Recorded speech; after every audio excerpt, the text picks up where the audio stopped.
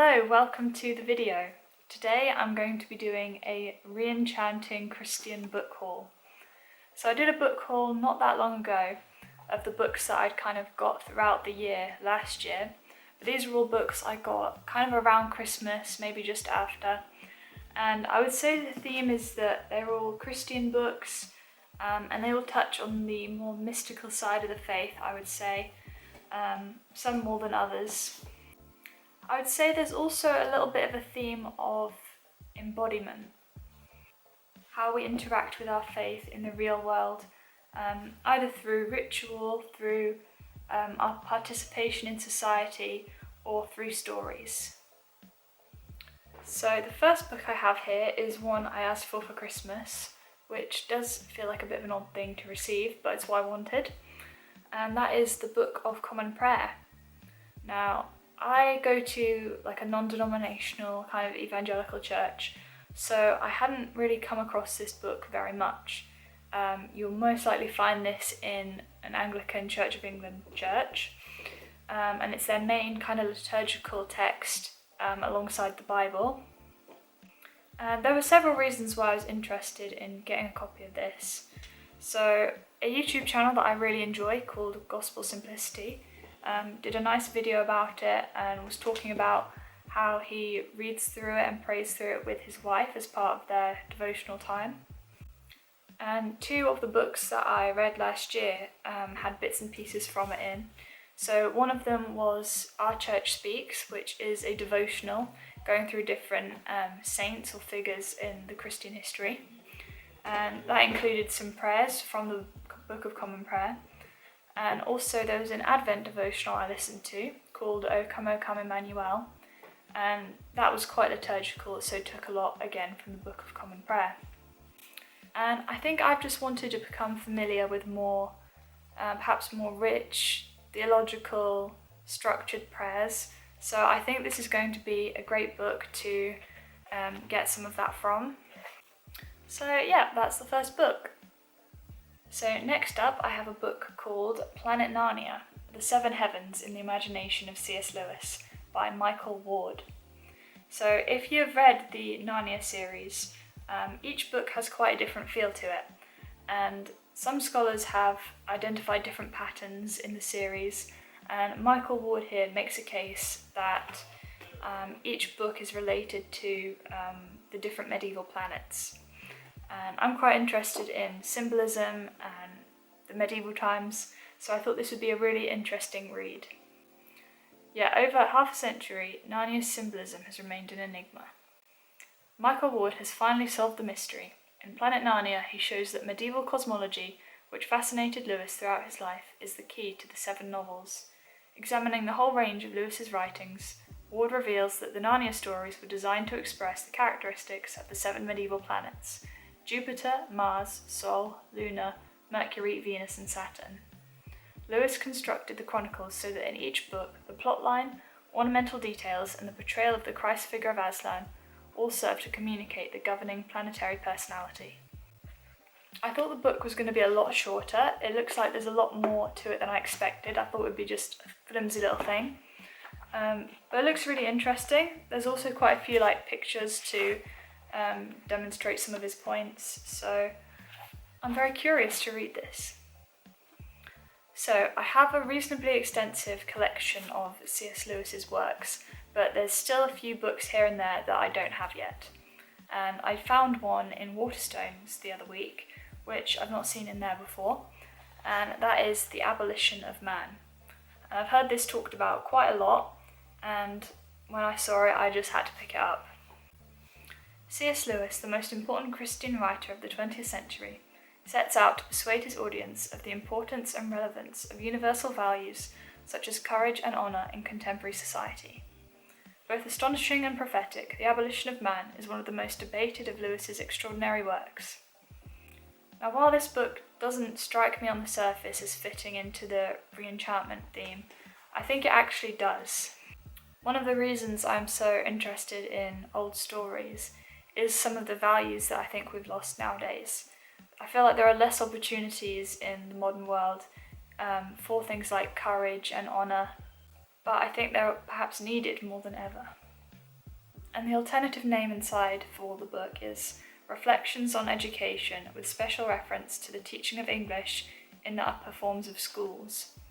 And I don't know, it's not as catchy of a name for sure, but I'm intrigued that it is kind of about schools and learning, because I think learning is changing a lot. I'd say there's a lot of skepticism about schooling nowadays, and for good reason. So yeah, I'm just curious as to what he's going to say in this book. So now I have another book that I got for Christmas, and that is Against the Machine on the Unmaking of Humanity by Paul Kingsnorth. I've watched quite a few interviews with Paul Kingsnorth, and he seems like a very interesting person, but this is the first book that I've got from him. Although I'm pretty sure he writes the introduction for the Wendell Berry book that I've read. How a force that's hard to name, but which we all feel, is reshaping what it means to be human. In Against the Machine, novelist, poet and essayist Paul Kingsnorth presents a wholly original and terrifying account of the technological cultural matrix enveloping all of us. With insight into the spiritual and economic roots of techno-capitalism, Kingsnorth reveals how the machine, in the name of progress, has choked Western civilization, is destroying the earth itself and reshaping us in its image. From the first industrial revolution to the rise of artificial intelligence, it shows how the hollowing out of humanity has been a long game and how your very soul is at stake. I'm quite intrigued by the cover as well. So it looks like it is in a forest, but there's also like this kind of glitch in it, so it looks like it's maybe on a screen or there's something not quite real about it. Next up, I have a book that I've been wanting to get for quite a while and I'm very excited about, and that is The Golden Legend, Readings on the Saints. I'm not really sure how to pronounce his name, so I'm not going to try. But it's just a really beautiful book. Look at that picture. A big old chunky thing. Depicting the lives of the saints in an array of factual and fictional stories, The Golden Legend was perhaps the most widely read book after the Bible during the late Middle Ages.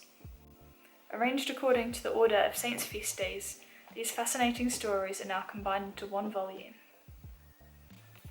So I think I first heard of this book when I was reading Saints by Amy Jeffs, because she references it as a source quite a lot. And I just really enjoyed hearing some of the stories and legends around the medieval cult of saints.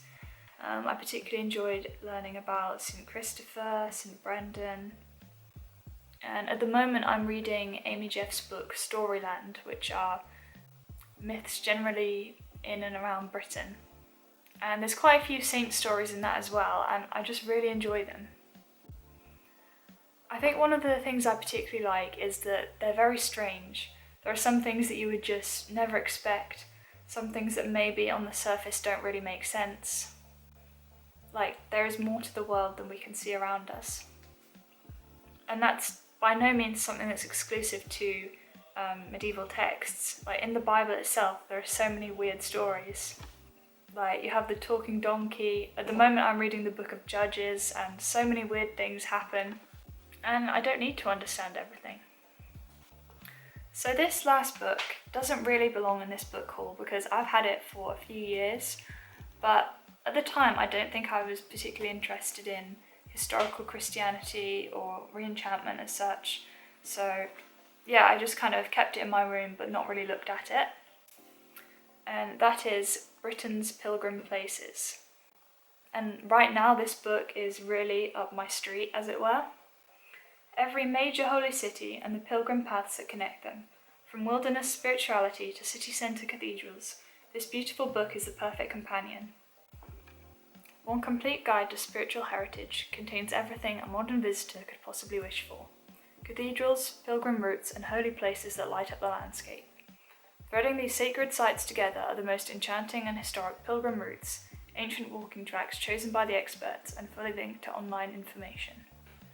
So whilst a big part of Christianity and re-enchantment are the people, I think places are also really important. While I've been reading some medieval stories, particularly by Amy Jeffs, the setting is really like a character itself. and I really hope to be able to visit more of these sacred places this year. Like, I never thought I'd say this, but pilgrimages actually sound great.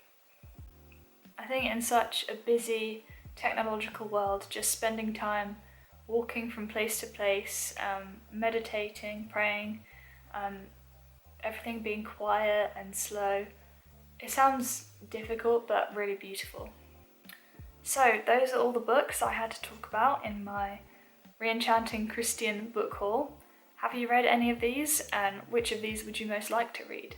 Let me know in the comments, and I look forward to seeing you in the next video. Bye!